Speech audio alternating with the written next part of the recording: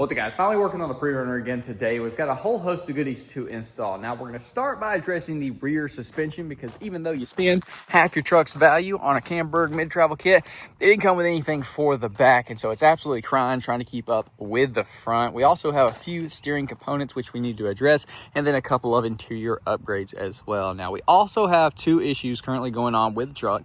The first of which, we've got some kind of metal noise coming from the back portion of the truck, and then worst of all, literally worst thing to ever deal with, we got a little electrical gremlin going on that keeps killing our battery. Now, I think I have an idea of what is causing that, but we'll go over all that crap later. For now, let's go ahead, spin this thing around, get it in the shop, get after that rear suspension.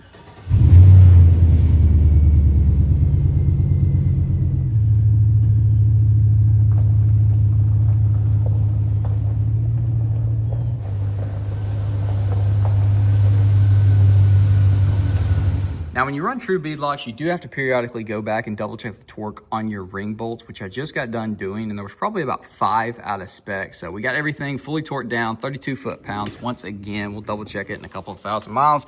Should be good to go. But now we can go ahead and snatch these suckers out, which is probably our factory 2004 shocks. As you can see, they look absolutely terrible, and I bet when we get them out and compress them, they're probably not even gonna move, so we've literally just been raw dogging leaf springs in the back, and that's why she's been struggling. So we're gonna go ahead and upgrade to the same thing that came with the Camberg kit.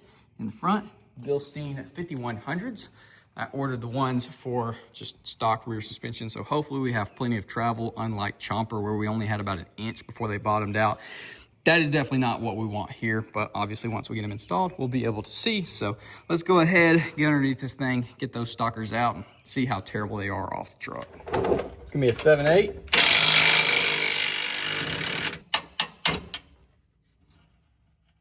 Wow. Better than I was expecting. Well, I ain't gonna lie, that ain't looking good, because this thing is still strapped down. And we got that freaking much? Are we for real right now?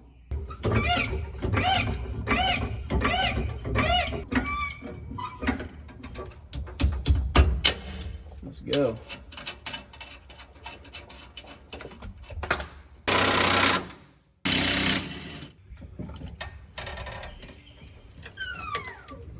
And now I'm gonna jump on it, and y'all let me know if you hear anything.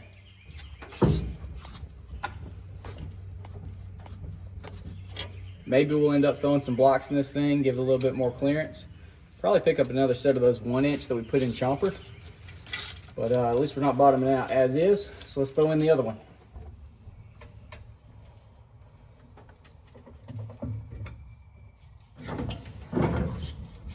Oh man. Definitely shouldn't be able to squish this down. Just literally very little weight. Super slow to come out, and just from bouncing on the back of the truck, I can tell it's so much better, because it is so much like stiffer, smoother, just the rebound altogether. So hopefully that makes a huge difference. So now I say let's go ahead, hop on the inside of this thing. Well, we'll get it out because it's not raining for once. Oh, it is actually raining. That's why it's so freaking humid, and I probably look like I'm about to die, because I feel like I am. But yeah, let's get this thing out and we'll jump into the inside.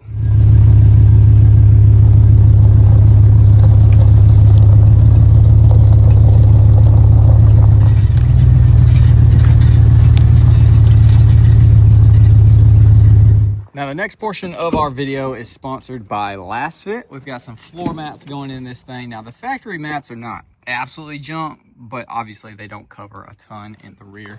And in the front, they leave this big side open for obviously dirt and stuff to get in here. So we're gonna go ahead and snatch out these factory mats and throw in our new full coverage Last Fit mats. Yes, they are super durable. I've ran these things in like, I don't know, 4 or 5 trucks at this point, and they've always been super good, and I've been very happy with them. Now, obviously, they do come packaged up, so once you get them unboxed, stick them in the sun, this thing will warm up, fold out, and fit perfect. So I'm gonna go ahead, vacuum the truck out, let these guys sit and correct, and then we'll get them in. So just in the amount of time that it took to vacuum this thing out, our floor mats have pretty much laid out completely. The big bin one is going to be the passenger side. You can tell which one is which just because the flat portion is going to be towards the outside of the truck. So this is going to be our driver's side. Slap this guy up in place. Boom, just like that. Gravity will do its thing and kind of just seat everything down. If you need to, you can put a heat gun to it or whatever, but dude, that already a billion times better, way more coverage. Definitely need to get this on a couple more trucks as well. Let's go ahead and throw the passenger side in. The big thing obviously is the rear. I loved it in my new body truck because it was just huge under the seat and everything, but it's gonna be nice on this one too. I don't think they offer a tan option. I think they're all black. Tan would be pretty cool in here because everything else is tan, but then again, it's gonna be a nice little change up of the color scheme. Boom, just like that. Let's grab our rear one, toss it in here. Now y'all know in some of the trucks I like running the diamond stitch just because it looks cool, but it definitely does not do as good of a job as some proper rubber liners will. It's just a little finagling and she is in place, and that is like a million times better. Scoot her up a little bit.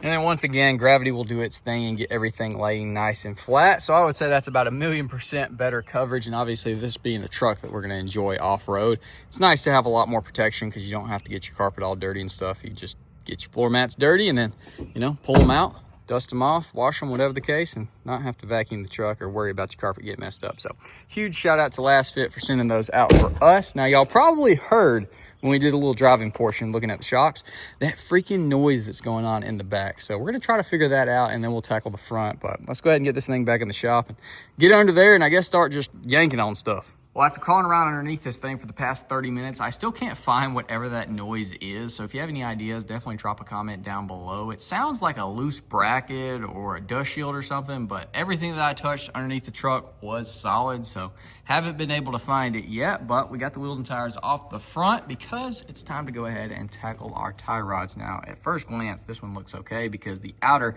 has, I guess, fairly recently been replaced, but the upper, yeah, I'm thinking it definitely hasn't, and our boots are torn on both sides. The passenger side outer has not been replaced either, so it's looking rough. So we're gonna go ahead and replace this whole assembly right here connected to our steering rack. Now we're gonna go ahead and replace our tie rod assembly to the steering rack, which it is different on four-wheel drive trucks. Our boot is torn up there. I'm sure the little ball pivot point is probably completely clapped out, and then, you know, this ball joint for the tie rod it's absolutely shot. The bushing's broke, it's busted out. We gotta replace it. So for starters, 18 mil, let's take the nut off.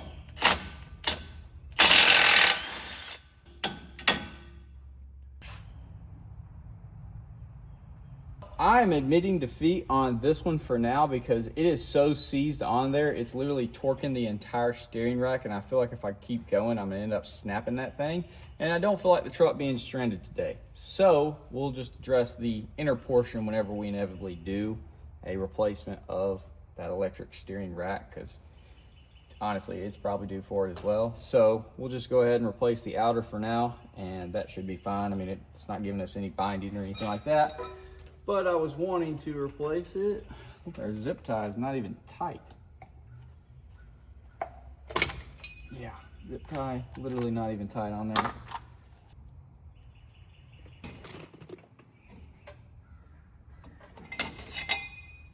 Hopefully our new outer actually fits with the same thread pitch as the stock one. Don't wipe our marks off. Thank you. Actually clapped. Slide this guy up in there. Get it on. Use zip ties. This thing has a little lip on it, so that clip actually won't fit back over it, unfortunately. But all is good. The length is different for this new tie rod. We got probably 1/4 of an inch more. Full nut space, if that makes sense. So yeah, I don't know why the new ones don't like thread on there, but these thread perfectly, and given the grease can go through them and they're not faulty, should be perfectly fine. Well, hopefully we'll have enough adjustment. I'm going to do that here in just a minute, but we got the new outer on over here, kept the stock inner, or the current one. I did replace both on the driver's side, but this one is just 2 seized. So now all I got to do is put our zip tie on the inside, push the boot all the way up, zip tie that guy. Then I'm gonna go ahead and throw the wheels and tires on. We'll also need to put a little bit of grease in here because it came pre-greased, but we want a little bit more in there. Then I'll throw the wheels and tires on, try to get somewhat in spec, and we'll go drive this thing.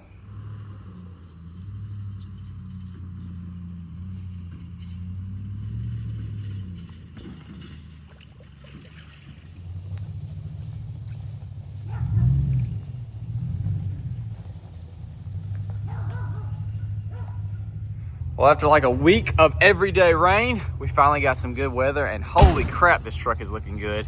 Let's go have some fun today. Prime example right here of why having a street runner is so freaking sick. Because you can just freaking yeet it off the road.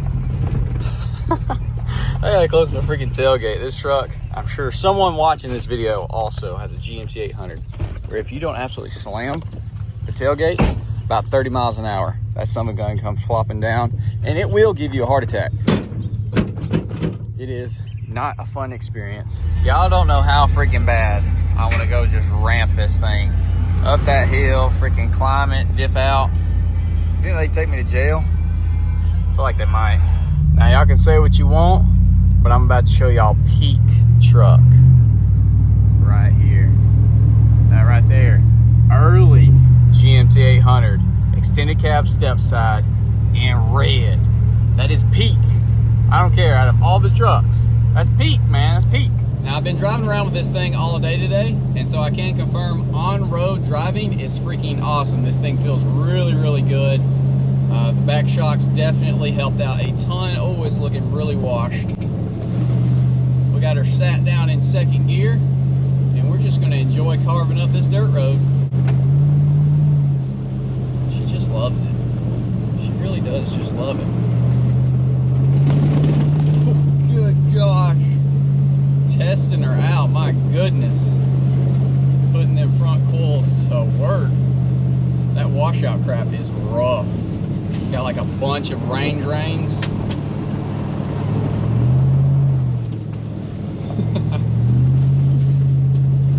crap. As y'all can probably hear, our rattle is still present, and I didn't find it. But I swear it sounds like it's coming from the back, but it's probably not. It's probably coming from, I don't even know where. At a certain speed, you get going like 50 miles an hour and it seems to go away. I don't know how that's possible unless it's, I got to thinking maybe it's the drive shaft carrier bearing. I think that's what it's called. The part that holds the middle of the drive shaft, because this does have a 2-piece. Very well could be what it is. We got to get a true track in this thing with a big gear. It's going to make all the difference, literally more than any performance mod that we can do. It's dusty out here. She's been running great all day, and just feeling good. It's the first time she's been on daily duty, which is hard to say daily duty when it's just one day of, you know, a normal drive. But it's ripping, dude. Definitely not going 40 plus, which is not like holy crap you're flying, but it's like a, you're going pretty fast, but yet we need to slam on the brakes. We should be able to get things under control.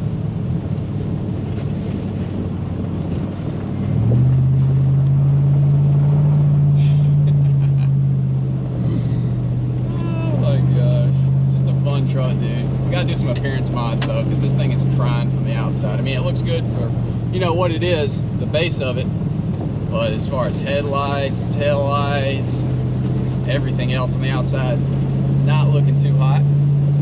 First thing we gotta do is the freaking seat. I gotta find one, or we're gonna redo this one, because I'm like just straight up sitting in a freaking hole.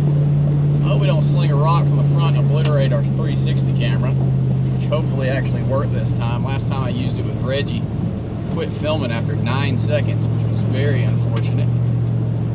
Don't know what caused that, but I went ahead and formatted the SD, so hopefully it fixed her. This is the glorious grass hill, which looks so freaking good. I'm always jealous of the hill because our land's basically totally flat.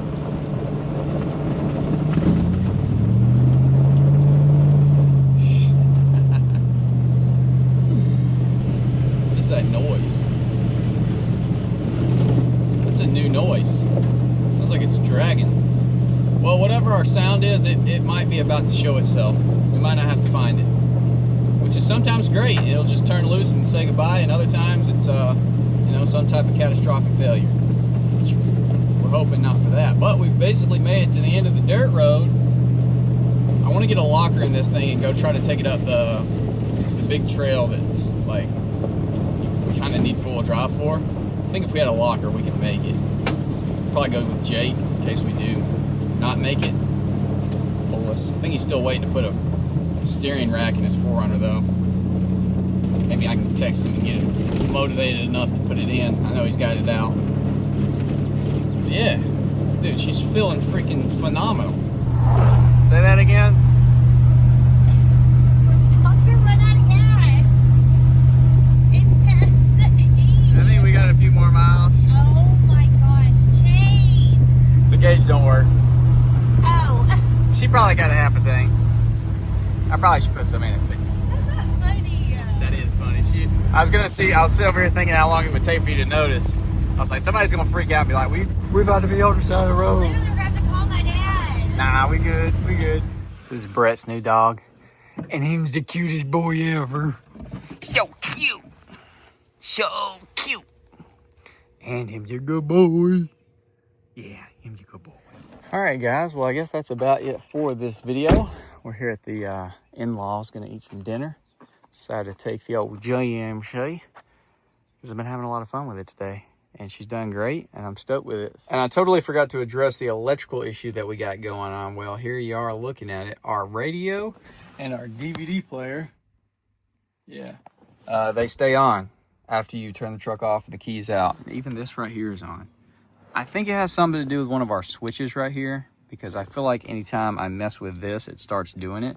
But like, I can reset the battery, take the cable off, and then it won't do it for the longest time. And then I go messing around with buttons, or, you know, turn our headlights off, turn our fog lights on, and then it stays on. So that's the electrical gremlin that has been running our battery dead, but it's very intermittent, and I'm thinking it's a switch. So I think we're going to start there, replace those. And if you have any insight, I guess, let me know that as well. But what do we want to do next to her? I've got a couple ideas. I got one crazy thing coming for this truck, which a lot of y'all are going to probably say this truck was not the one that should have got it, but it's freaking getting it. Either way, y'all see that in a future video. So there it is. Drop a comment, leave a like, subscribe if you're new, or ring that bell notification.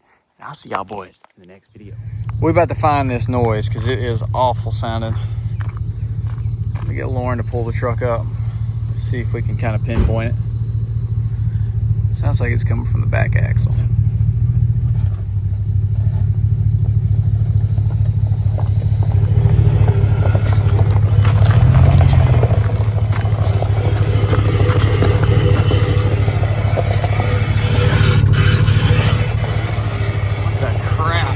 Definitely, yeah, it's definitely that right